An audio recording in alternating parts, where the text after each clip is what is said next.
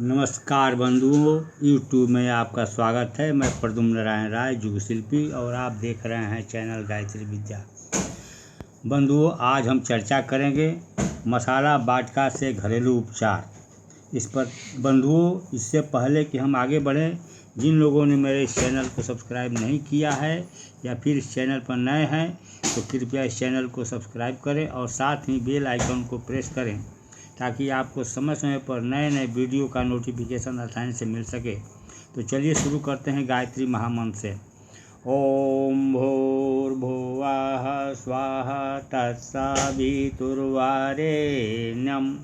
भर्गो देवस्य धीमहि धियो यो नः प्रचोदयात्। बंधुओं, आज हमारा विषय है मसाला वाटका से घरेलू उपचार।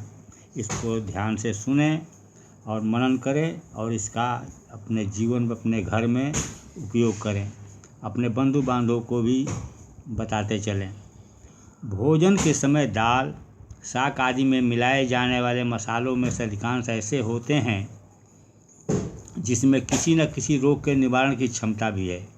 कई मसालों को एक साथ मिला देने पर उनसे रुचिकर स्वाद बनता है, पर औषधि की दृष्टि से उस सम्मिश्रण का प्रभाव गुणहीन हो जाता है। ऐसी स्थिति में वह औषधि के स्थान पर प्रयोग करने योग्य भी नहीं रह जाते। मसालों को सामान्यतया स्वादवर्धक एवं पाचक माना जाता है।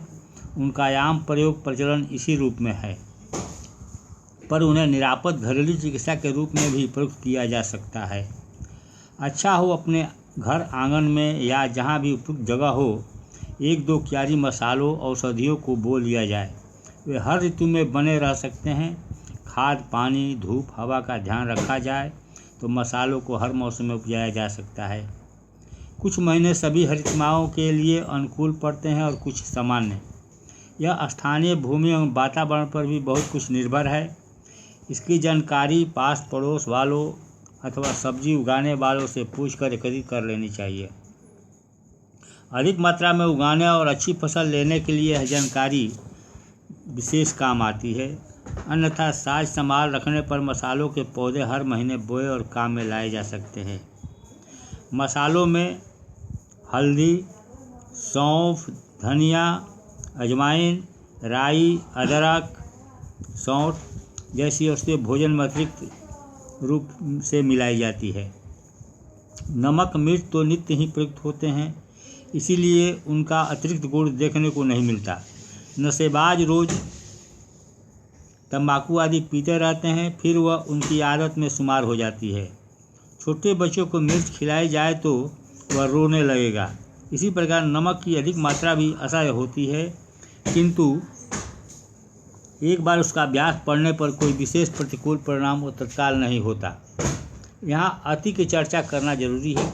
अति से जन्म लेने वाले कष्ट और रोग जब पथ्य की मांग करते हैं तब मसालों की महत्ता मालूम पड़ती है। नमक या मिर्च का हृदयाघात, अपच, पेप्टिक अल्सर, गुर्दे की बीमारियों में जब निषेध कर दिया जाता है तब अनुभव होता है कि वे किस प्रकार दैनंदिनचर्या का एक अंग बन गए थे। अति से हर औषधि विष बन जाती है।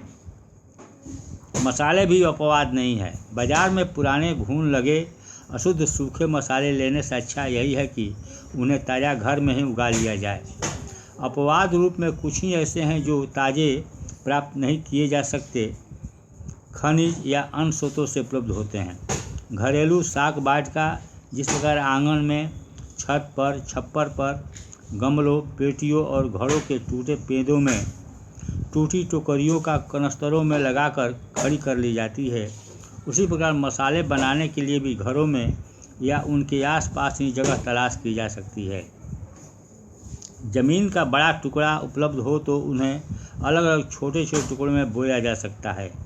हर मसाले में भी कितने ही विटामिन, खनिज तथा दूसरे उपयोगी रासायनिक तत्व होते हैं, इसलिए उनमें से जो रुचिकर हो उनका चयन कर चटनी बनाई जा सकती है। उसे भोजन के साथ खाया जा सकता है। यह तो हुई रसोई को स्वादिष्ट या गुणकारी बनाने की विधा। पर समय कुसमय यदि कोई रोग विकार उठ खड़ा हो तो उसकी प्राथमिक चिकित्सा हेतु इन मसालों में से जो उपयुक्त हो उन्हें चुन कर प्रयोग में लाया जा सकता है।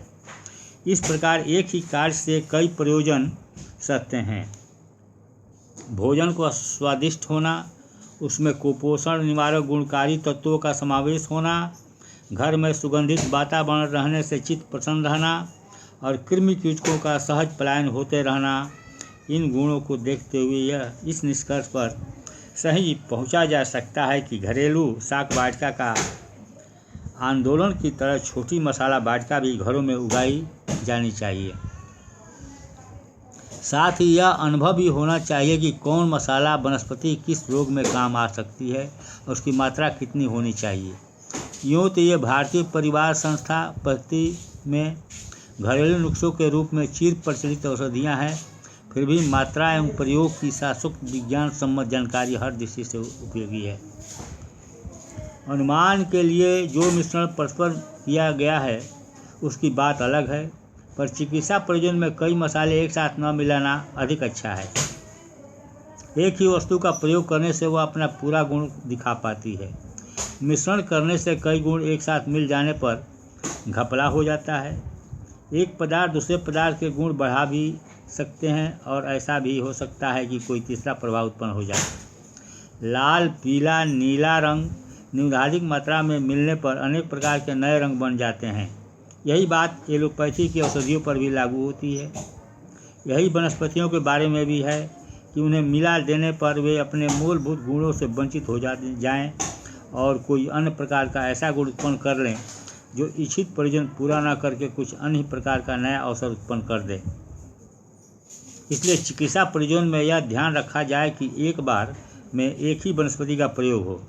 चटनी की बात दूसरी है, उसमें स्वादों की विविधता से उत्पन्न एक नए जायके का रसास्वादन करने की बात बनती है, पर चिकित्सा प्रयोजन में ऐसा करना उपयुक्त नहीं होगा। मसाले स्वयं उगाएं। मसाले आमतौर से बाजार से खरीदे जाते हैं। पीसने के झंझट से बचने के उन्हें आमतौर से पीसी हुई शक्ल में खरीदा जाता है। साबुत या पीसी हुई दोनों ही स्थितियों में इनमें मिलावट की जाती है। चालाक दुकानदार इस व्यवसाय में अच्छा खासा मुनाफा कमाते हैं और ऐसी चीज़ें मिला देते हैं जो देखने में तो पकड़ में नहीं आती पर खाने के उपरांत स्वास्थ्य को भारी हानि पहुंचाती है। इनका परीक्षण बहुमूल्य मशीनों या योग्य डॉक्टरों द्वारा ही संभव होता है, जिसकी व्यवस्था हर किसी के लिए संभव नहीं। जिस प्रकार हर खाद्य पदार्थ की शुद्धता आवश्यक है, उसी प्रकार यह भी आवश्यक है कि मसालों पर और भी अधिक कड़ी नज़र रखी जाए, क्योंकि वे अधिक प्रभावित या अधिक संवेदनशील होते हैं। इसीलिए बोलचाल में इन्हें गरम मसाला कहा जाता है। इसके साथ मिलावटें प्राय बाज़ारों में की जाती है। वे ऐसी होती है जिनमें पैसा भी जाता है और विषैला प्रभाव भी गले बंधता है। अस्तु उचित है कि मसालों को मेहनत बचाने के लिए पीसा हुआ लेने के बजाय न केवल घर पर पीसा जाए बल्कि उगाया भी जाए। अन्यथा राई के साथ कटहली बीज, जीरे के साथ बुहारी कचरा, धनिया के साथ चावल का छिलका जैसी वस्तुएं मिली रहने की जोखिम बनी रहती है। मसाले अपनी देख रेख में उगाए जाने पर ही उसकी शुद्धता प्रामाणिकता पर विश्वास किया जा सकता है, विशेषतया तब जबकि उनका उपयोग चिकित्सा प्रयोजन में भी किया जाता है। आयुर्वेद के ग्रंथों पर जब दृष्टि डालते हैं तो हम पाते हैं कि मसाले रूप में प्रचलित हर औषधि बहुगुणकारी, भूख बढ़ाने वाली एवं अनेक रोगों को नाश करने वाली है।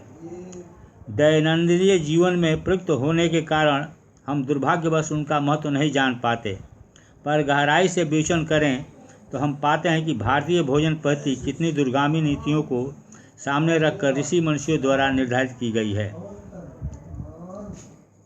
मसाला औषधि वाटिका में प्रयुक्त की जा सकने वाली औषधियाँ इस प्रकार है: राई, हल्दी, अदरक, सौंफ, मेथी, जीरा, मिर्च, पुदीना, पिपली, गिलोय, तुलसी, अजवाइन, धनिया, टमाटर, लहसुन, ग्वारपाठा, प्याज, आंवला। अन्य औषधि मसाले जैसे सुहागा, हींग, काला नमक, लौंग, तेजपत्र, दालचीनी। जो अंत में 6 ऐसी है जो घर में तो नहीं उगाई जा सकती या वे खनिजों से प्राप्त होती है, पर इसका प्रचलन मसाले दान के में बहुधा होता है। अतः उसकी उपयोगिता को जानते हुए शुद्ध रूप से औषधि प्रयोजन हेतु घर में रखना चाहिए। बंधुओं, आज का वीडियो यहीं तक है। इस वीडियो को अंत तक देखने के लिए बहुत बहुत धन्यवाद। यदि वीडियो पसंद आई हो तो लाइक एंड कमेंट करना ना भूलें। साथ ही अपने दोस्तों में को ज़्यादा से ज़्यादा शेयर करें ताकि उनको भी लाभ मिल सके। बंधुओं, अगले वीडियो के साथ बहुत जल्द मिलेंगे। तब तक के लिए जय हिंद, जय भारत, जय गायत्री माता। ओम शांति।